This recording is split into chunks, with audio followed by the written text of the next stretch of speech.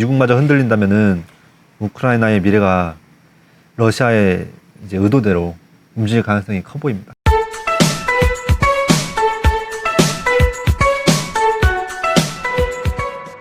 네, 안녕하세요. 이련입니다. 안녕하세요. 바코드입니다. 네, 오늘은 그 주간 주가 동향이 아니라 이제 푸틴 우크라이나 전쟁 어떻게 돌아가고 있는 제 개인적인 뷰를 좀 설명을 해드리려고 프레젠테이션을 준비했는데요. 지금 이번에 FOMC를 보면서 제가 느낀 점이 많아서 공유해드리려고 합니다. 자, 넘어갑니다. 푸틴은 지금 무엇을 위해서 이 전쟁을 지속하고 있을까? 첫 번째 이유는 이제 지정학적 이유가 있을 거예요. 좁아져가는 러시아의 지위. 한마디로 말해서 러시아는 예전에 군사적 강국이었고 그 다음에 원자재 수출 강국이었을 거예요. 우주 강국이기도 하고요. 우주 기술. 그런데 이런 지위가 흔들리고 있다는 거죠. 예전에 비해서. 그래서 푸틴은 아마 이런 지위를 되살리고자 하는 마음이 없지 않아 있을까. 그래서 이런 이유가 있을 거고요. 두 번째로는 현실적인 이유입니다. 지금 나토군과의 국경이 대치되는 걸 싫어하고 있어요. 근데 우크라이나는 나토 쪽이랑 그다음에 EU 쪽에 이제 들어가고 싶어 하기 때문에 그런 속내를 비쳤기 때문에 푸틴 입장에서는 가만히 놔둘 수는 없는 입장일 겁니다. 물론 우리가 보기에는 침략 전쟁이긴 하지만 그래도 러시아는 러시아의 입장이기 때문에 이런저런 이유로 해서 전쟁을 일으킨 것 같아요. 그다음에 마지막으로는 러시아는 지금 위쪽으로는 바다가 얼어있기 때문에 부동항이 없습니다. 그래서 부동항도 아마 욕심이 났을 거고요. 그래서 이런 여러 가지 일련의 이유로 인해서 지금 전쟁을 일으켰고 전쟁이 빨리 끝나지 않음으로 해서 좀 지속이 되고 있는 것 같아요. 그다음 두 번째는 경제적 이유가 있어요. 경제적 이유는 보면은 에너지의 무기화입니다. 러시아는 아시다시피 원자재도 많고 그다음에 원유, 가스 여러 가지가 나요. 그다음 그걸 수출해서 먹고 살고 있고요. 근데 그 가격대가 점점 낮아지면서 좀 힘들어지고 있는데 그것을 자신의 입맛에 맞게끔 가격을 좀 높이 올리고 싶어 할 거예요. 예, 그런 이유 때문에라도 이번 전쟁을 경험해 보니 지금 가스라든지 그다음에 원유라든지 이런 가격을 조정을 자기네 쪽에서 유리하게 이끌어갈 수 있는 위치가 있다고 판단을 했을 겁니다. 그래서 그런 것 때문에 전쟁이 지속되고 있는 게 아닌가, 빨리 안 끝나고 이렇게 생각하고 있어요. 그다음에 이런 가격 인상의 혜택을 지금 누리고 있죠. 지금 전쟁을 하면서 하루에 1조를 쓰고 있다고 하는데 거기에 2배인 거의 한 1조 8천억? 거의 2조에 가까운 돈을 이런 가격 인상의 혜택을 보고 있기 때문에 푸틴 입장으로서는 이런 이유들로 끝날 해서 이유가 없겠네요. 그렇죠. 지속하는 게 이득이기 때문에 계속 하고 있습니다. 아마 언제 끝날지 정확하게 모르겠지만 그래도 이런 전쟁이 언제 끝날지 그리고 전쟁을 이해하기 위해서는 좀 러시아 하나의 나라로만은 이해가 안 되기 때문에 다른 나라의 입장들을 한번 같이 보도록 할게요. 제일 먼저 봐야 될 건 이제 유럽이죠. 이제 여름이 가고 겨울은 올 겁니다. 근데 겨울은 오는데 겨울이 오게 되면 모두 다 알다시피 원유, 가스 중요하잖아요. 근데 그거를 러시아가 꽉 잡고 있기 때문에 유럽은 힘든 상황일 수밖에 없어요. 저도 이번에 원자재 인버스에 네. 천연가스죠. 천연가스 인버스 KOLD? 예, 콜드. 네. 겨울은 춥다. 콜드에 투자했다가 지금 현재 9월물이거든요. 9월물이라 아직 여름이라서 네. 가격이 지금 거의 9.5까지 찍고 지금 내려오는 모습을 보여주는데 아무래도 좀 있으면 또 12월이잖아요. 추운 겨울이 오기 때문에 그렇죠. 아주 위험하다고 생각이 돼가지고 다시 팔았습니다. 배팅을 잘못했네요. 예. 넘어가도록 할게요. 그래서 지금 보시면은 기사라든지 리포트들에 유로존이 분열 위험이 있다라는 걸 말해주고 있어요.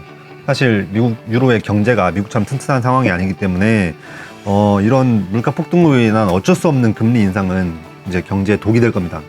그래서 너무나 힘든 상황이 일어날 수 있고요. 예전 남유럽 사태 있죠? 그리스 사태가 안 일어나라는 법이 없어요. 여기 보시면은 유럽 같은 경우는 원래 마이너스 금리였죠. 예, 뭐 독일이 제일 유명하죠. 마이너스 금리로. 근데 지금 ECB 같은 경우는 지금 여기 보시면 마이너스 금리에서 지금 금리 인상을 단행했는데 뭐 50년 만인가요? 지금 자이언트 스텝을 밟은 걸로 유명하죠. 빅스텝이죠. 네, 빅스텝이죠. 빅스텝. 0.5bp. 예. 그게 엄청 크게 느껴질 겁니다. 유럽 쪽에서는. 근데 이탈리아나 독일이 10년물 스프레드가 벌어지면서 지금 경기 상황이 좋지 않다. 특히 남유럽 쪽이 많이 약하다. 라고 지금 이야기가 대두되고 있고 지금 이것 때문에 유로존에서는 우크라이나 전쟁을 두고 이야기가 많아요. 물론 마음적으로 도와주고 싶죠. 하지만 현실이 녹록치 않기 때문에 여러 나라가 뭉쳐져 있는 유로존 안에서는 그렇죠. 가족 같은 경우도 내가 살기 힘든데 형제 자매를 어떻게 케어를 할까? 네, 뭐 그렇게 생각하면 쉽죠. 예, 형이 아무리 잘 나가, 독일이 아무리 잘 나간다고 해도 동생이 힘들고 계속 사고 치면 어쩔 수 없죠. 도와줘야 되는 입장이기 때문에. 근데 가족도 남이 될 수 있습니다. 돈 예, 앞에서. 예, 뭐 그렇게 생각하면 이해가 편합니다. 그래서 사실 뭐 여러 가지 유럽도 이야기를 많이 했어요. 뭐 예를 들어서 러시아 원유 가격 상한선을 유럽에서 정하겠다. 우리 단체로 가격 상한선을 만들고 이 이상으로 안 사주겠다. 뭐 이런 얘기도 하고 있는데 현실적으로 그게 말이 잘 안 되잖아요.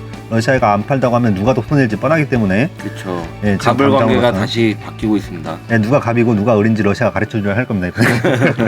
네, 뭐 그런 거고요. 근데 뭐 러시아도 무한정으로 이걸 지속할 수는 없기 때문에 추구 전략을 펼치고 있을 겁니다. 그거에 대해서는 추후에 이제 나중에 뒤에서 얘기 더 하도록 하고요. TPI 같은 경우는 말 그대로 이제 남유럽 국가들이 경제적으로 약하기 때문에 뭐 금리의 이자율이 높게 치솟고 있어요. 근데 그걸 감당해낼 여력이 없기 때문에 ECB에서 무제한적으로 사주겠다 채권을 뭐 이런 얘기인데요. TPI의 조건이 너무 까다로워가지고 사실적으로 이게 기능을 제대로 할지 안 할지 미지수입니다. 뭐 여러 가지 지금 해결책을 찾고 있어요. 유럽도.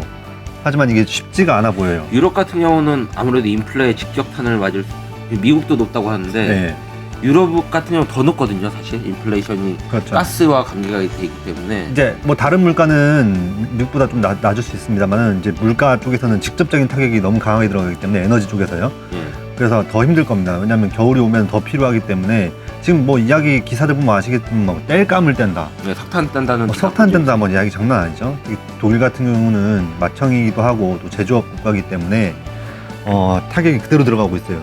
왜냐하면 재정 적자가 일어나고 이런 상황이기 때문에요. 그래서 유럽에겐 이번 겨울을 나긴 나야 되는데 어떤 좋은 탈출구가 필요해 보이는 상황입니다. 예, 채권을 뭐 산다고 말씀을 하겠지만은 제가 봤을 땐 불가능할 걸로 보고 있습니다. 채권을 무제한으로 사주기는 쉽지 않죠 사실. 그래서 아마 이러지도 저러지도 못하는 상황에 처해 있을 거예요. 그래서 이런 전쟁이라든지 러시아와의 이제 원만한 해결책을 찾아가지고 이제 합의를 하는 걸 제일 원할 겁니다. 유럽은. 다음 봐보죠. 이제 논란의 사우디죠. 돌이 없어져서 석기 시대가 끝난 것이 아니다. 예, 사실 사우디 뭐 있습니까? 뭐 제조업이 있는 것도 아니고 기름 있죠, 기름. 관광업이 있는 것도 아니죠. 모래하고 기름 있죠. 그렇죠, 모래하고 기름 있죠. 근데 그 우리 기름 파워라고 하잖아요. 그 검은 기름 하나로 이렇게 잘 살고 있는 사우디인데 사실 사우디는 뭐 미국이랑 사이가 예전엔 좋았다고 하지만 그렇게 좋은 상태는 아니었어요. 여기 보시면 이 사진이 카슈쿠지 사건 때 일어났던 그 푸틴이랑 빈살만의 사진인데요. 웃으면서 좋아하고 있죠. 아주 예, 우리 사이가 돈독해 보입니다. 예, 돈독해 보여요. 사실 미국이 인권 문제 이야기를 꺼내면 사우디는 그냥 똥 씹은 표정이 나올 수밖에 없는 상황이에요. 사실 뭐 이슬람 쪽이 인권에 취약하지 않습니까? 어쩔 수 없이 특히 여성 쪽 인권도 그렇고. 근데 사우디 쪽에서도 지금 미국의 행태를 봤을 때 이런 카슈쿠지 사건이라든지 그 다음에 미국이 친환경, 유럽이 친환경으로 간다라고 이야기했을 때 가장 큰 피해를 입는 국은 사우디가 하나이기 때문에 지금 세계의 원유 수출국은 러시아, 그 다음에 사우디 이 두 나라거든요. 그래서 오펙 플러스에서 가장 큰 힘을 자랑하는 이 두 나라인데 이 두 나라가 작당모이라고 하면 작당모이죠. 하지만 자기네 입장에서는 살기 위해서 하는 거기 때문에 뭐라 비판할 건 아닙니다. 이 두 나라가 힘을 합칠 가능성이 있어 보입니다. 그래서 사우디는 지금 당장 바이든이 사우디로 방문했음에도 불구하고 증산 여력이 없다라는 걸 피력을 했죠. 그래서 참 맥이 빠집니다. 미국 입장에서는 대통령이 갔음에도 아무런 결과를 얻어내지 못했기 때문에 뭐 모릅니다. 물밑 작업으로 어떤 이야기가 오갔을지 모릅니다만은 그래도 일단 표면상으로 드러난 이야기는 그거라는 거예요. 그래서 미국 입장에서 좀 난감하다. 물가를 잡긴 잡아야 되는데 사우디가 이제 증산을 해주면 좋을 텐데 사우디는 그럴 마음이 없어 보인다. 이제 오펙 플러스라 해가지고 이제 원유의 양을 조절을 하면서 가격을 최대한 끌어모으려고 이제 높게 빼먹으려고 할 거예요, 마진을. 제가 빈살만이었으면은 푸틴한테 고마워했을 것 같아요. 왜요? 이번 러우 전쟁으로 인해서 기름값이 많이 올라가서 푸틴한테 고마워할 것 같습니다. 진짜 그럴 수 있어요. 지금 상황을 이용하려 들겠죠. 네. 어쨌든 다 각자의 위치에서 각자 도생을 하는 입장이기 때문에. 그래서 사우디도 미국한테 버림을 받게 된다면 자기 갈 길을 찾아야 하기 때문에 이런 행동을 하는 거겠죠. 그래서 보시면 여기에 있는 게 네옴시티라고 하는 겁니다. 미래 도시 같네요. 네, 미래 도시죠. 이제 사우디도 이제 의료라든지 금융 쪽 발달을 시키고 싶어 하죠, 당연히. 왜냐면 이제 에너지의 힘이 앞으로 줄어들기 때문에 관광업도 키우고 싶어 하고. 그래서 이런 거대한 이제 도시를 만들려고 하고 있는데 그 땅 한가운데요. 사막 땅 한가운데. 그럼 어마어마한 금액이 들겠죠. 딱 봐도. 그렇군요. 네, 몇천 조의 단위의 금액이 들 겁니다. 하지만 사우디가 돈이 나올 구멍은 석유 하나죠. 그렇죠. 그래서 이 석유로 돈을 만들 수 있을 때 마진을 최고 마진으로 뽑아서 남기는 게 사우디 입장에서는 가장 중요해 보입니다. 네, 다음 봐볼까요? 다음은 중국입니다. 중국은 사실 이야기할 게 많아요. 이번에 바이든이랑 시진핑이랑 통화를 했죠. 근데 또 대만 이야기가 나오면서 이제 또 심기를 건드렸어요. 바이든이 또 시진핑의 심기를. 사실 대만 이야기하면 발끈 안 할 수가 없거든요. 중국 입장에서는. 그렇죠. 하나의 중국을 그렇죠. 우리 입장에서는 대만은 다른 나라 아니냐 하겠지만 중국은 그렇게 생각하지 않기 때문이죠. 그래서 보시면 뭐 불장난, 뭐 타주고 뭐 이런 과감한 단어까지 썼는데 하여튼 둘이 사이는 좋아할 수가 없습니다. 지금 넘버 1, 넘버 2의 입장이기 때문에. 근데 지금 중국은 물가가 사실 양호한 수준이에요. 아직 인플레가 네. 오지 않았죠. 네, 이제 아무래도 지금 공장들이 봉쇄로 내 셧다운이 많이 돼 있고, 그리고 경제 성장이 일어나지가 않고 있잖아요. 잘. 그래서 물자가 많이 돌지 않고 있고, 또 원자재 같은 경우는 러시아로부터 싸게 뒤로 들어오기 때문에 지금 물가는 안정된 상태입니다. 그래서 시진핑이 10월 달에 이제 재선이 된다고 하면, 재임이 된다고 하면은 아마 코로나를 잡을 경우에 한정해서 이제 강력하게 경기 부양 드라이브를 시킬 거예요. 그럼 이제 누구보다 가장 빠르게 성장률을 높일 수 있을 거고요. 지금 코로나로 인해서 가장 빨리 침체로 들어간 나라이기 때문에 가장 먼저 경기 침체를 벗어날 나라임에 틀림없습니다. 네, 그런데 이제 뭐 지금 같은 경우는 전 세계가 긴축을 타이트하게 가져가고 있는 상황이기 때문에 역풍을 맞으면서 중국 혼자 성장한다는 건 힘들다고 좀 판단을 했을 것 같아요. 제 개인적인 뷰입니다만은. 그래서 지금은 코로나 잡는 데 신경을 쓰고 힘을 모았다가 나중에 빠르게 경기 부양을 하지 않을까. 네, 경기 정책, 왜냐면 5.5%를 말했거든요, 성장률을. 네. 그걸 지키기 위해서는 갈 길이 백말립니다. 그래서 아마 강력하게 드라이브를 걸지 않을까 생각하고 있어요. 근데 그런 과정에서 또 한 번 인플레가 일어날 가능성이 있다고 저는 생각하는데, 왜냐면 중국이 전 세계 30%의 공장이거든요. 근데 그런 게 한꺼번에 돌아가기 시작한다. 불이 나게. 그럼 당연히 쓸어담는 원자재량이 어마어마하겠죠. 그래서 아마 원자재발 가격 인상이, 하락이 아직 끝난 것 같진 않다. 인상이 끝난 것 같진 않다라고 생각하고 있어요. 그럼 지금 상황은 이렇게 돌아가고 있는데 뭐 하는 거죠, 미국? 웃고 있는데, 사실 미국이야 뭐 넘버원 국가고 뭐 어마어마한 정보력을 가지고 있겠죠. 그래서 저희 뭐 한낱 개미들이 뭐 알 길은 없습니다만은 그냥 제가 개인적으로 뉴스 보고 리포트 읽고 설명해 드리는 겁니다. 제 느낀 점을. 지금 하는 행동을 보면 아무런 행동이 없어요. 우크라이나 전에 대한 액션 자체로. 근데 보면은 이제 전쟁 물자를 판매하고 있다는 거잖아요.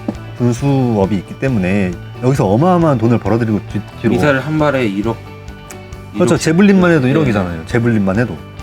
그래서 어마어마한 돈을 벌고 있을 겁니다. 사실 재고떨이 하듯이 지금 팔고 있을 거예요, 아마. 그렇죠. 이번 기회에 재고떨이 할 수 있는 네. 절호의 찬스죠. 네. 그래서 뭐 한간에서는 뭐 이런 말도 있죠. 한간에서는 이 러시아 우크라이나 전쟁의 최종 승자는 미국이다.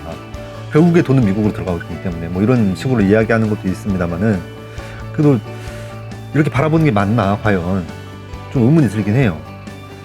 그다음 뭐 LNG 수출 있죠. 유럽으로 원래 LNG 수출량이 극히 적었습니다만은 유럽이 러시아가 있으니까요. 네, 그렇죠. 러시아가 있기 때문에. 근데 유럽이 러시아의 의존도를 좀 낮추기 위해서 LNG를 지금 수입하고 있을 거예요. 수입하고 있어요. 비싼 가격임에도 불구하고. 예, 비싸죠. 당연히 러시아. 물 건너오기 러시아보다. 때문에. 예, 물 건너오니까요, 당연히. 근데 그럼에도 불구하고 유럽이 살 수밖에 없는 입장이 돼버렸고, 미국은 또 이걸 팔면서 돈을 벌고 있단 말이에요.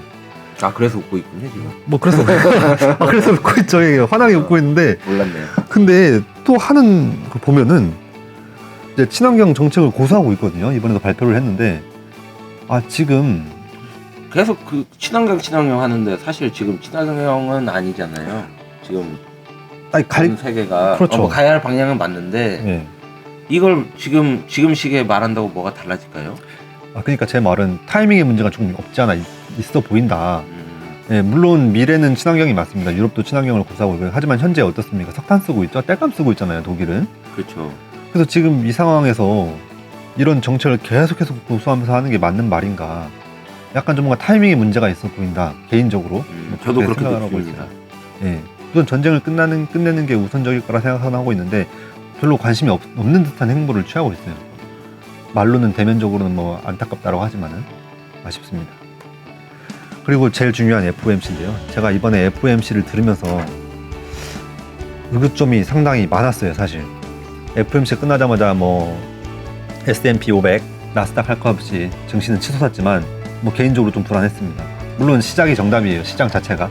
그래서 한낱 개미가 틀렸네 맞았네 할 수 없지만은 저는 시장 자체를 답으로 보는 사람이기 때문에, 근데 그냥 꺼림칙한 부분이 있기 때문에 그냥 제 개인적인 뷰를 좀 공유해 드리고자 이번에 해요. 자이언트 스텝 했죠? 이번에 자이언트 스텝 했죠.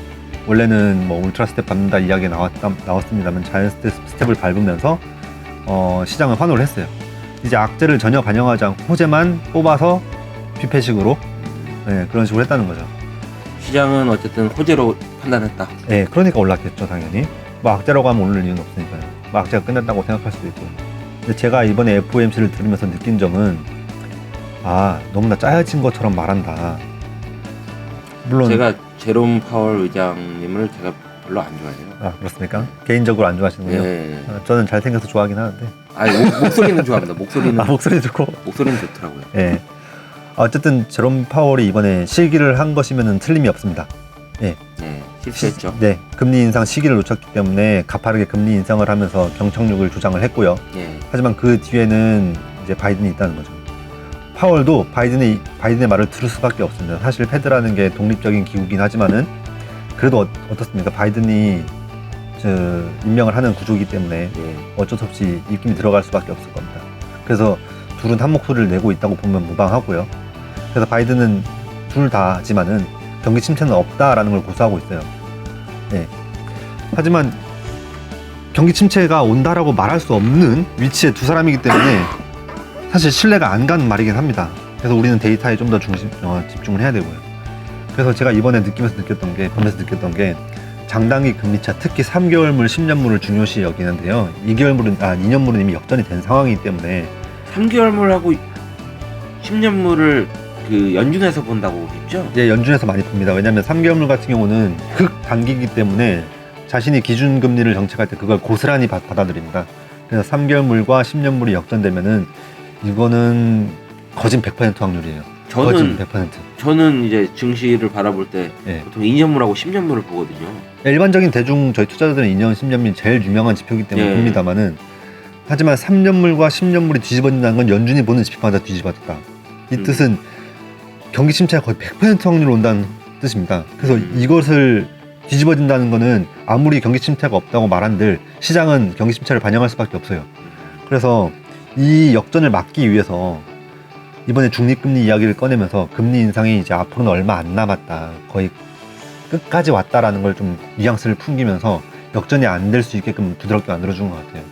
하지만 중립금리 말씀하시는 건가요? 예. 중립금리? 중립금리라는 게 사실 말이 중립금리지 정말 꿈에나 있는 그런 금리입니다. 경제 성장률을 이제 해하지 않으면서 물가를 잡을 수 있는 금리. 그런 꿈에나 나오는 금리인데 사실 답이 정해져 있지 않은 금리죠. 상황에 따라 달라지기 그렇죠. 때문에. 예. 근데 그런 중립금리 이야기를 꺼냈어요, 이번에.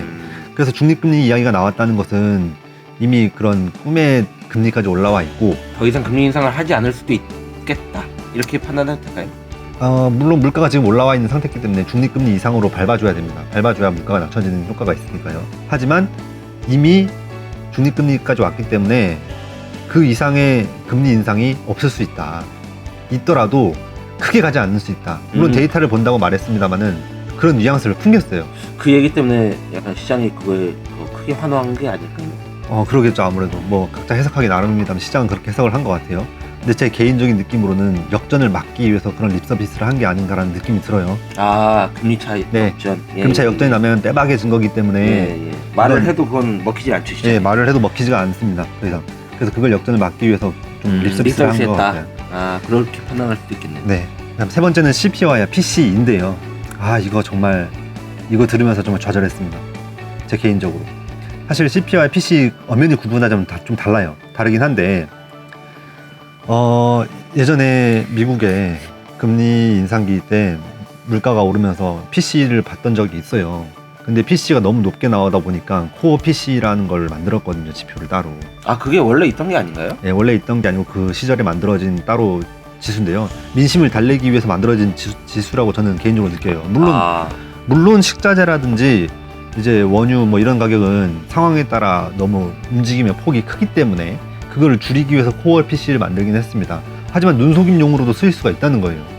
정치적인 목적으로. 정치적인 쓰일 수 목적으로. 있다. 충분히 그럴 수 있죠. 예, 저 같아도 그걸 만약에 이제 민심을 달리기 위해서 그거를 이제 데이터를 내밀면서 그렇죠. 봐라 이건 높지 않다 이렇게 그렇죠. 말할 수 있는. 그렇죠. 예전에도 그랬던 네. 경험이 있기 때문에 저는 이번에 이 이야기를 들으면서 CPI보다 PC가 중요하다라는 발언을 들으면서 정말 예전에 그 책에서나 봤던 그 내용이 오버랩이 되는 겁니다. 아, 정말 이 정도까지 한다고? 이 정도까지 눈속임으로 할 수가 있나? 물론 눈속임이 아니라는 경제학자들도 있을 거예요. 하지만 제 개인적인 느낌이에요. 만약 PC가 안 좋았으면 코어 PC가 나올 수도 있을까요? 그랬을 수도 있을 것 같아요. PC마저 안 좋았다면 코어 PC 이야기 꺼냈을 수도 있단 말이에요. 뭘 꺼내드리는지 따라서 달라지는 해석이기 때문에. 그래서 CPI는 지금 최고점을 찍었죠. 9.1. CPI가 안 되겠으니까 지금 네. PC로 도망친 거군요. 네, 근데 PC는 조금 내림세죠. 그래서 아마 PC를 꺼낸 것 같아요. 이 이야기 자체를. 물가 우리가 잘해서 잡고 있다. 걱정 마라 시장아. 뭐 이런 식으로의 뉘앙스를 풍기는 것 같은데 제가 더 중요하게 보는 건 CPI거든요, 사실. 왜냐하면 지금 금리 인상의 원인은 주된 원인은 이제 원자재라든지 원유거든요. 그걸 잡기 위해서 그렇죠. 그것 때문에 지금 다 오른 거잖아요, 사실. 그렇죠. 그거를 이제 그게 필두로 달려가기 때문에 다른 것들이 따라서 올라가기 시작한 건데 그걸 제일 먼저 잡아야 되는데 못 잡기 때문에 지금 말을 돌리는 게 아닌가라고. 전 그게 싫어요. 이 제롬 파월 의장님의 네. 그 약간 눈구렁이처럼 계속 그 시장에 충격을 안 주면서 이렇게 눈구렁이처럼 넘어가는 그 이런 게 좀 싫습니다. 이런 태도가. 네. 이 확실하게 뭐 올리면 올린다 이렇게 얘기를 해줘야지. 뭐 투자자인 우리 입장에서는 그런 게 네, 좋죠. 저는 그게 싫습니다. 네. 또 변호사기 때문에 그 빠져나갈 그 틈을 다 워딩해서 만들고 있을 거예요. 그런 것 같아요. 네, 말씀을 진짜 잘하시기 말하는 때문에. 게 정말 답답해요. 네, 그렇죠. 확실한 게 없습니다. 네, 능구렁이 같다는 말이 맞을 거예요. 그 다음에 보시면은 금리 인상의 악효과가 드러나고 있다는 겁니다. 제가 개인적으로 느끼는 거예요. PMI라든지 소비자 심리지수, 실제 경기는 금리 인상의 악효과를 받고 있습니다. 빠그라지고 있어요. 점점 이제 하단으로 내려가고 있는데 문제는 제가 말씀드렸듯이 금리 인상의 애초의 그 목적은 이제 물가를 잡기 위해서인데 그게 오히려 뭐 예를 들어서 방사선 치료라 친다면 암세포를 잡기 위해서 레이저를 쏘았는데 애꿎은 암세포는 하나도 안 죽고 옆에 있는 정상세포들만 잡았다는 거예요 지금. 근데 그런 느낌이 들어요 개인적으로. 그래서 뭔가 실기한 게 아닌가. 지금 뭔가 데이터는 그렇게 말해주지 않는데 눈속임으로 말하고 있는 게 아닌가 라는 느낌이 들어요. 저 그런 게 거의 그런 태도가 많더라고요 제롬 파월 의장님이. 네. 그래서 싫어해요 저는. 그리고 지금 사실 강달러의 수혜를 받고 있거든요. 인플레이션 같은 경우는 미국 같은 경우 강달러를 유지하면서 그 들어오는 물자들, 수입 물자들의 가격이 낮게 측정됩니다. 그것 때문에 인플레이션 잡는 효과가 지금 받고 있는 상황임에도 지금 이 정도의 물가란 말이죠. 근데 이제 강달러는 최고치를 찍은 것 같고 앞으로 다른 나라들도 따라서 금리를 올릴 수밖에 없는 상황이기 때문에 특히 지금 엔이랑 유로가 엄청 바닥으로 내려가 있잖아요. 일본은 지금 미국이랑 뒷거래가 있는 것 같긴 한데 이 정도까지 엔 약세가 오는 걸 보면은 일본 하나만으로는 그렇게 못할 수 있단 말이죠. 미국에 뭔가 입김이 들어갔을 수 있어요. 제 개인적인 느낌이에요. 근데 이런 강달러가 계속 지속이 될 수 있는가? 강달러가 지속되면은 미국에 있는 인터내셔널 기업들이 손해를 볼 수밖에 없는 구조인데. 그렇죠. 수출에 약해지겠죠. 네. 인플레이션 잡기 위해 강달러를 만들어 놓은 것 같은데 금리 인상도 있고요. 그런데 이런 게 수혜가 없어진다면 물가가 잡히는 게 시간이 오래 걸리지 않을까 개인적으로 생각하고 있어요. 달러가 이제 강달러에서 약달러로 이제 추세 변환을 해버리면 인플레이션이 더 크게 올 수 있다. 아무래도 수출돼서 들어오는 물가들의 가격이 뛰기 때문에 뭔가 잡는다고 하긴 한 것 같은데 잡히는 것 같았는데 다시 올 수 있다. 약간의 상승이 다시 반등이 올 수 있다라는 거죠. 제 개인적인 뷰는. 그 다음에 FOMC를 보면서 고용 얘기만 주구장창합니다. 우리는 고용이 강하기 때문에 절대 올 수 없다. 고용 얘기만 지금 올해 들어서 엄청나게 들었죠. 하지만 뭐 다 꺾어졌고 고용 하나 붙잡고 있는 거예요. 고용 하나 붙잡고 있는 상황인데 동아줄이 고용 하나 남았네. 동아줄이 고용 하나 남은 겁니다. 한마디로. 근데 이 고용마저 사실 제 개인적인 느낌으로는 왜곡됐을 가능성이 크다. 이번에 코로나로 인해서 돈을 번 사람이 꽤 있어요. 개미들은 물려있지만 돈 잘 벌고 나간 사람도 있습니다. 제 돈 가져간 분들이 우리가 없어진 돈 다 가져간 사람이 있어요. 돈 번 사람이 있다는 건데 그 사람들은 이미 주식시장에서 빠진 사람들이에요. 지금 잠시.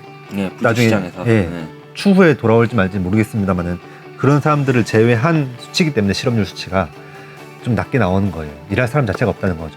지금 코로나 때문에 방벽이 쳐져 있어서 외노자들도 들어오기 쉽지 않은 상황이고요. 그런 상황의 데이터이기 때문에 실업률 그 하나만 명목으로만 봤을 때는 낮을 수 있으나 앞으로 그 쉬던 사람들이 다시 구직시장으로 들어오고 외노자들이 들어오고 하다 보면은 실업률이 높게 치솟을 가능성이 있다. 그렇겠죠. 아무래도 네. 그 싼 노동력, 값싼 노동력을 제공하는 외국인 노동자분들이 그렇죠. 들어오면 서비스 실제 쪽. 네. 미국인들은 국민들은 네. 피해를 받겠죠. 그렇죠. 아무래도 그럴 수밖에 없는 상황이에요. 그리고 화폐 현상 이야기를 좀 해야 되는데요. 인플레이션이 없던 시절에서 갑자기 맞게 된 인플레이션인데 이 인플레이션이 작동을 할 때 경기가 빠그라들어질 것만 생각을 했지만은 실제로 이 기업의 EPS가 준수했다는 거예요. 그 인플레이션으로 온 가격 그 책임을 전가했다는 거죠, 고객으로. 그게 가능했던 기업들이 많았던 겁니다, 지금까지. 충성도가 높은 기업들이 많았다는 거예요. 그래서 EPS가 강하게 나오는데 우리 임금은 그렇게 크게 오르지 못했거든요. 예, 제 월급도 안 올랐어요. 예, 오른 분도 있겠죠, 당연히. 예. 잘 나가시는 분들. 예. 근데 일반적으로 봤을 때 임금이 크게 오르지 못했다는 겁니다. 그 인플레이션만큼. 근데 기업 입장에서 마진이 남았을 거예요. 근데 이렇게 마진이 남는 상황에서 직원들을 자른다? 말이 안 되거든요. 이대로 돌리고 싶어 할 거예요. 마진이 남기 때문에 전부 다. 그런데 앞으로 이런 화폐 현상이 깨지게 되면은 고용돼 있던 직원들마저 자르게 되면서 실업률이 더 치솟을 가능성이 이제 여지가 상당히 크기 때문에 이제 고용만 바라보는 연준 입장에서는 힘든 상황이 올 수 있다. 개인적으로 생각합니다. FOMC 정리는 제 개인적인 뷰는 이렇게 됐고요. 그러면은 제가 아까 이제 썸네일로서 푸틴의 이제 검은 속내를 달았는데 그럼 푸틴은 무슨 생각을 하고 있을까? 이런 정세는 이렇게 돌아가고 있는 거 푸틴은 알고 있습니다. 알고 있겠죠. 또 그거를 이용하고 있고 또 푸틴 입장에서도 이 전쟁이 지금 지속 불가능한 걸 알고 있어요. 출구 전략을 짜고 있을 텐데 그 출구 전략이 자신의 승전보여야 된다는 겁니다. 그렇죠. 푸틴 입장에서는 자존심을 구길 수 없기 때문에 네, 절대로 그렇죠. 이제 이기지 않고서는 끝내지 않을 것 같습니다. 그렇죠. 정말 이기지 못하고 끝난다면은 망신이죠, 망신. 자기가 일으킨 전쟁. 정치적으로도 저기 독재를 함에 있어서도 타격이 올 겁니다. 그렇죠. 그렇기 때문에 승전보를 해야 되는데 제일 하고 싶은 거는 우크라이나 그 땅에 러시아 깃발을 꽂는 거겠죠. 자신이 원하는 땅을, 부동항이라든지 이런 걸. 그게 가장 국민들한테 보여주기도 싶고 우크라이나 땅이 우리께 됐다.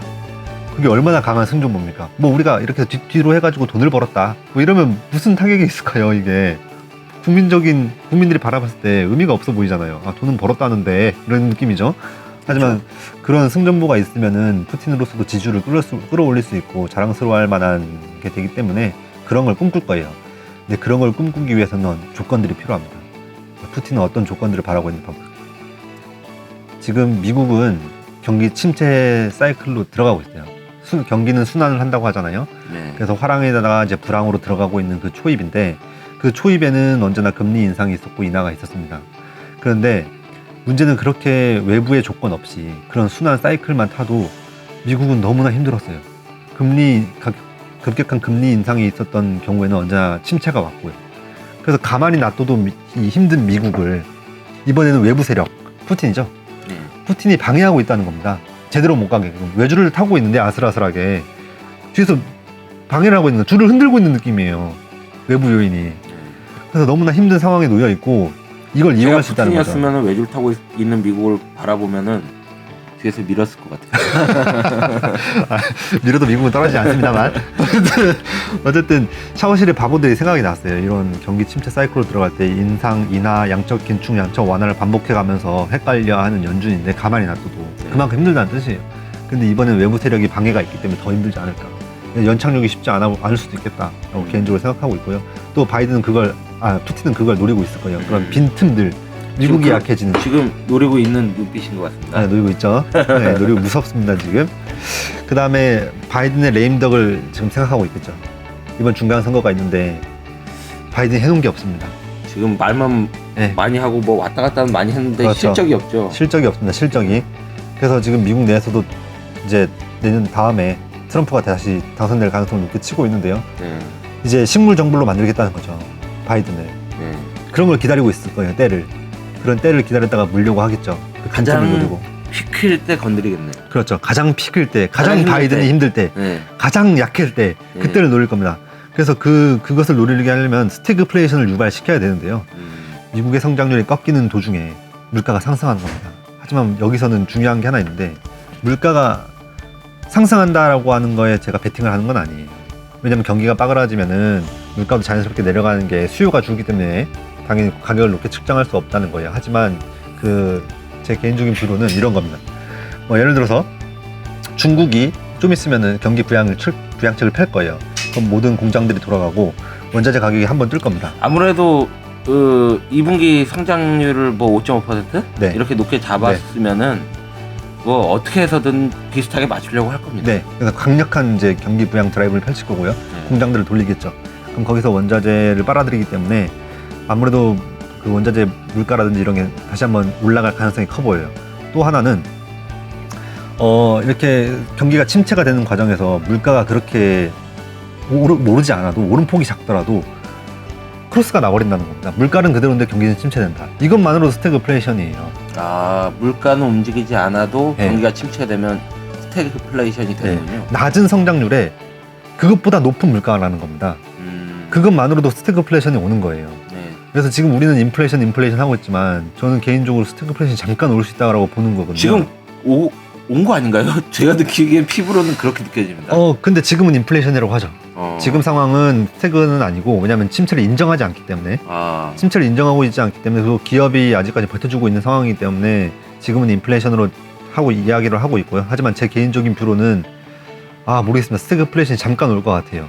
스태그플레이션을 겪으면서 스태그플레이션이라고 말하는 경우가 보통 있나요? 보통 지나서 보니 스태그플레이션이었다 이렇게 판단하지 않습니까? 뭐 거의 해석은 후행이긴 하기 때문에 뭐 그런 식으로 판단을 내리긴 합니다만은 저는 지금 스태그플레이션이라고 생각이 들어요. 저는. 개인적인 뷰입니다. 예. 박거든의 개인적인 뷰고요. 저는 잠깐 그럴 수 있다라고 생각하는 사람이고요. 어쨌든 푸틴은 이런 스태그에 빠진 미국을 가만히 놔두지 않을 거다. 이 빈틈을 노리고 들어갈 거고 또 오펙 플러스를 통해서 최대의 마진을 뽑기 위해서 미국이 힘들든 말든 제갈길 관리할 겁니다. 어떻게 보면 오펙 플러스도 공범이네요. 뭐 그럴 수 있죠. 하지만 이거는 미국이 일으킨 거죠. 왜냐면 친환경 이야기를 먼저 꺼냈고 아니죠. 사우디를 먼저 버렸잖아요. 나토에 가입한다는 우크라이나가 네. 지금 시발점이 돼가지고 네. 이제 러우 전쟁이 일어났는데 이거를 그냥 어떻게 보면 방관하는 것도 나쁜 건데 그거를 부추기고 있잖아요. 오펙 플러스는. 물론 개인의 이득 따라서 각자 도생의 삶이기 때문에 그렇죠. 예, 뭐 물론 모두가 다 합의를 해가지고 미국을 괴롭힌다 이런 뜻이 아니에요. 물론 그렇죠. 근데 지금 정세상 각자의 움직임이 이득이 되기 때문에 서로가 물리는 거죠. 그렇죠, 예, 그렇죠. 그런 상황이 올 수 있기 때문에 이런 틈타서 과연 미국이 이렇게 흔들리고 바이든이 흔들리는데 이때 푸틴이 바이든과 만난다면 우크라이나 포기하라 하지 않을까요? 미국한테? 우크라이나를 이제 미국이 포기하면 유럽도 포기할까요, 과연? 아마 그럴 수 있습니다. 미국이 포기하면 유럽이 포기할 근데 가능성이 크고 눈 감아줄 수 있다는 거죠. 포기한다는 게. 제가 유럽이라면 포기할 것 같습니다. 너무 힘들어요. 그러니까 유럽 자체도 지금 여러 나라가 같이 뭉쳐 있는데 서로 각자의 이야기가 달라요. 너무 힘든 국가는 힘든 우크라이나 안타까운 건 알겠는데 우리 먼저 살고 보자. 뭐 이런 마인드가 강하잖아요.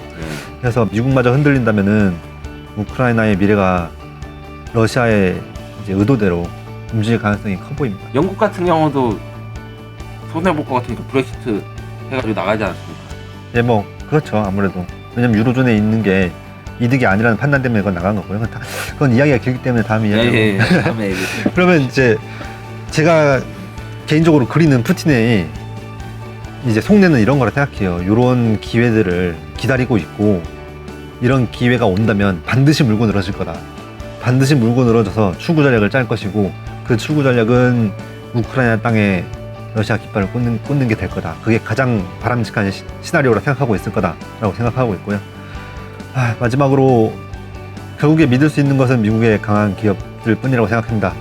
이제 미국 기업들이 전 세계를 선도하고 이제 받쳐주고 고용률을 이끌어주고 성장률을 계속 만들어준다면 이제 미국이 나약해지지 않겠죠. 그럼 미국이 예전처럼 강해진다면은 지금이 미국이 경찰 역할을 하고 있잖아요. 세계 경찰 역할. 물론 그게 좋다 나쁘다 뭐 이런 뷰가 있지만은 그래서 저는 미국에 개인적으로 투자하고 있는 입장에서 러시아보다 미국이 편에 서고 있고요. 저는 이번에 다 팔았습니다. 그렇습니다. 그래서 미국이 강해져서 그런 아까 그 푸틴의 그런 속내가 검은 속내가 이루어지지 않기를, 우크라이나에 다시 한번 평화가 오기를 왔으면 좋겠습니다. 이렇게 바라봅니다. 오늘은 여기까지고요. 내용이 좋았다면 구독과 좋아요 부탁드립니다.